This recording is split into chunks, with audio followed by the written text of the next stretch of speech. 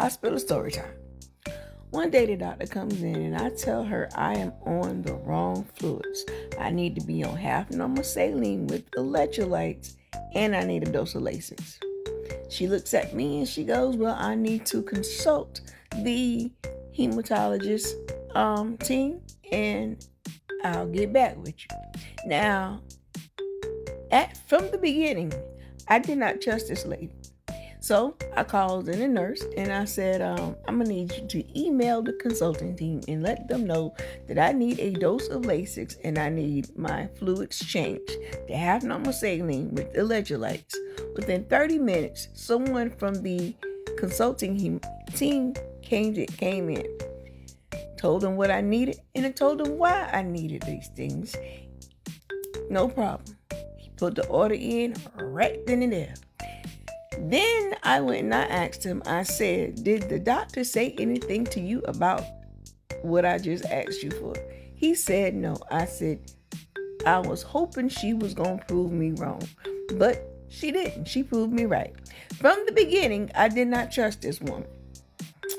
And she right there, in that moment, to me, she proved me why I had this feeling about her was correct. I did not like the way she approached me when we first met. And it was almost like, let me just move you on through, because I ain't got time. And then she didn't talk with me, she talked at me. One thing I know is about, especially these younger doctors coming out of school, they know everything and don't know nothing at the same time.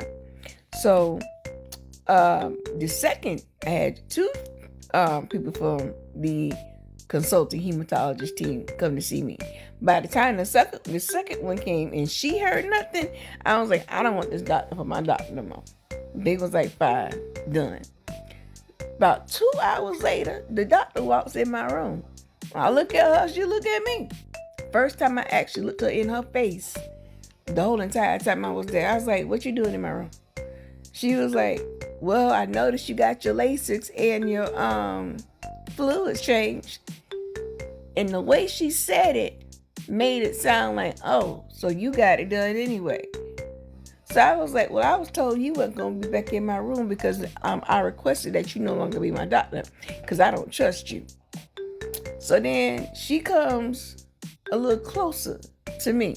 I look up at her. She looked at me. I said, what, you got something to prove? She said, nope, and begins to walk out. I said, make sure you close the door behind you. Y'all.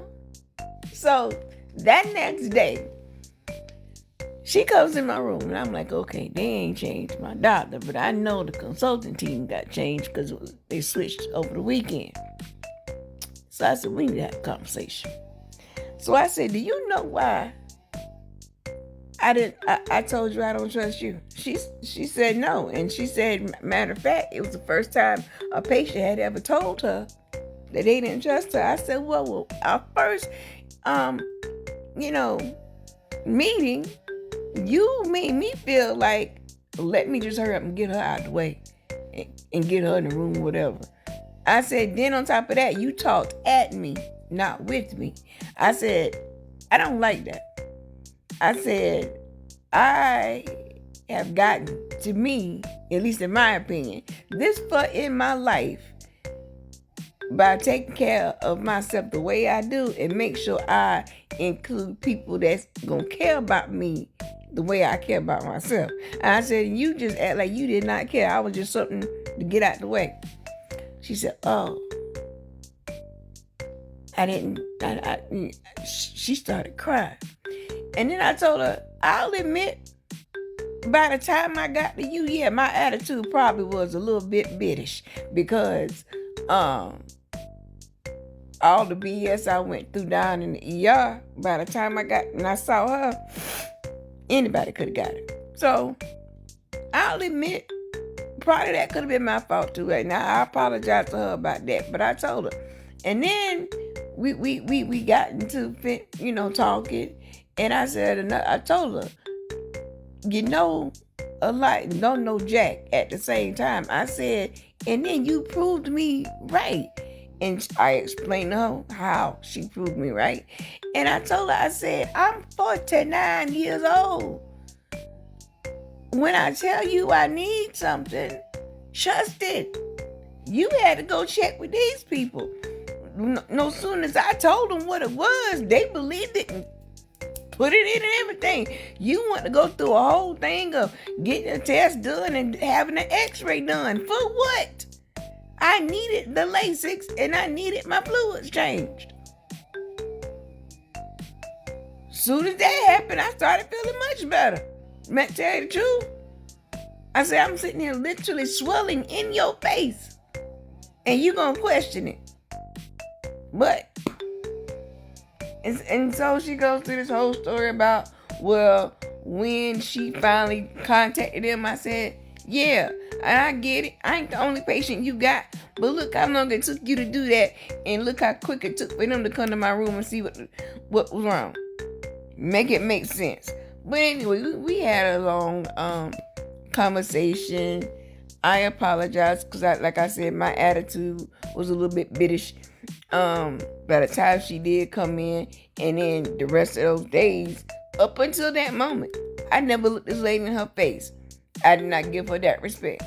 I didn't. And she said by the second day, she just figured I was unreachable.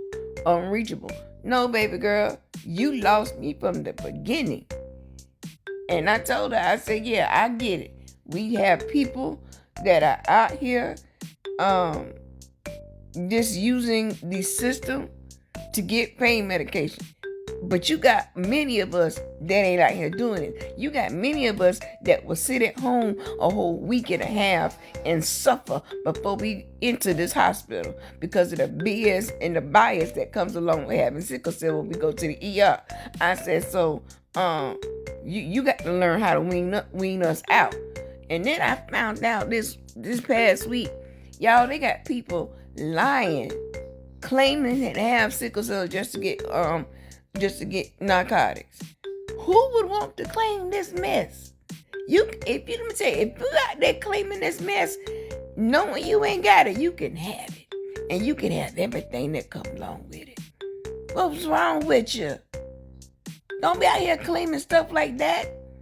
You gonna speak something upon your life you don't want. But anyway, and I get it. You got to wean the people out, but dang gummit, when you have those of us that don't usually come to the hospital, and by the time we are at, my doctor told her, if so-and-so is at that hospital, oh, she need to be there.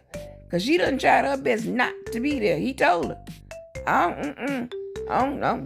But anyway, it was a revealing moment. She cried for a good minute. I told her I wasn't trying to make her cry, but I was just trying to open her eyes. And just listen. Learn to listen. But one good thing they are doing now is they're starting to get a pain plan implemented back in place. Before COVID, there was a protocol, but when COVID came, that went out the window, and they never tried to get it back. So now they're implementing pain plans. So when my follow-up appointment, we started to put that together. Especially I need it because they want to. I don't have a port, and they want to try to stick me up before they call the ultrasound team. So it'll be already in my chart to just go straight to the ultrasound team. So I just wanted to show y'all that little story time. Sorry it took almost 10 minutes, but y'all will be all right. Have a good one.